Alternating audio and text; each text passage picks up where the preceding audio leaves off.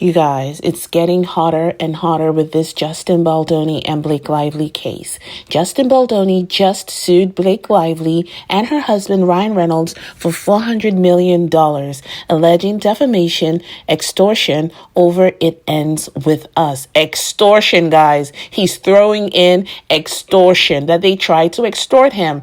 Ooh, the lawsuit comes less than a month after Blake Lively's complaint that accused Justin Baldoni of sexual harassment and a retaliatory smear campaign. Justin Baldoni is now suing her and her husband, also their publicist, Leslie Sloan and Sloan PR firms Vision PR Inc., over the heated situation behind the scenes of It Ends With Us. If you've been following this, Blake Lively went off on Justin Baldoni, accusing him of sexual harassment. And you know, with accusations like that, it ruins lives, ruins careers, and ruins everything that he's ever worked for. So if he's guilty, then he should be brought to book. But if he's innocent, and you're innocent until proven guilty in a court of law, I think that the accused should be vindicated. He's doing everything he can to clear his name. He's lost so many deals. He's lost, when someone accuses you in Hollywood of sexual harassment, it's like everyone just drops you, even without evidence. The same thing happened with Johnny Depp. Only recently his name was cleared, and now it's happening to him. And I heard that he's hiring the backbones of Johnny Depp's legal team, the one who won his case for him. Justin Baldoni has them on his team. The attorneys for the actor-director, that's Justin Baldoni, filed a $400 million lawsuit in Southern District of New York on Thursday, that is today, January 16th, on behalf of Baldoni, producer Jamie Heath, publicist Jennifer Abel, and crisis publicist Melissa Nathan, claiming Lively, who's 37 years old, took measures to gain control of the hit movie. He's suing on claims of civil extortion, defamation, false light invasion of privacy, breach of implied covenant of good faith and fair dealing, intentional interference with contractual relations, intentional interference with prospective economic advantage, and negligent interference with the prospective economic advantage. Whew, that was a mouthful, guys. That was a mouthful. Justin Baldoni's attorney, Brian Friedman, says this lawsuit is a legal action based on an overwhelming amount of untampered evidence, detailing Blake Lively and her team's duplicitous attempt to destroy Justin Baldoni, his team, and their respective companies by disseminating grossly edited and unsubstantiated new and doctored information to the media. It is clear, based on our own all-out willingness to provide all complete text messages, email footage, and all documentary evidence that was shared between the parties in real time. Here's what I think happened. I think Blake Lively legitimately did not believe. I think when she had all that bad press happening, she could not fathom that people didn't like her. I think she truly believed that Justin Baldoni was behind it. I don't think she did this to create a narrative. I think she saw it and said, this has to be him. This has to be him. And unfortunately, I think she was wrong. And so I think to counter that bad PR, and she saw her reputation going down, she decided to play what she thought was an equally nasty PR game by filing this lawsuit in the civil rights court, never with the intention of ever having to then take it to the real courts. I don't think that she ever wanted that. Unfortunately, she was wrong.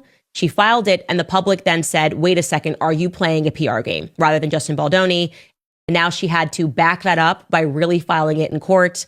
And what's going to happen is now the entire public is going to see what happened, who was leaking stuff to who.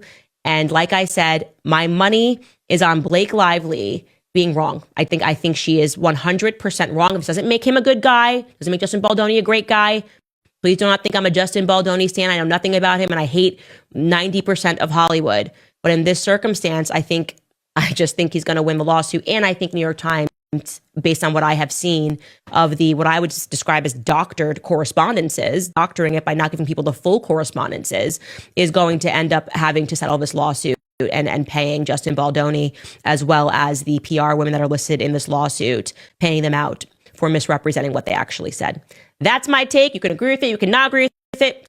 That this is a battle she will not win and will certainly regret. Blake Lively was either severely misled by her team or intentionally and knowingly misrepresented the truth.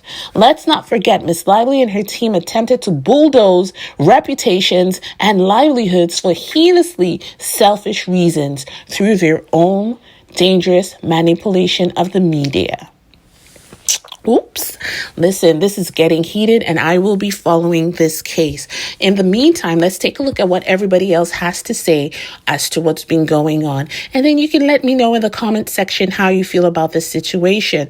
I'm of the firm opinion that no one should be accorded guilt until it has been cleared in a court of law.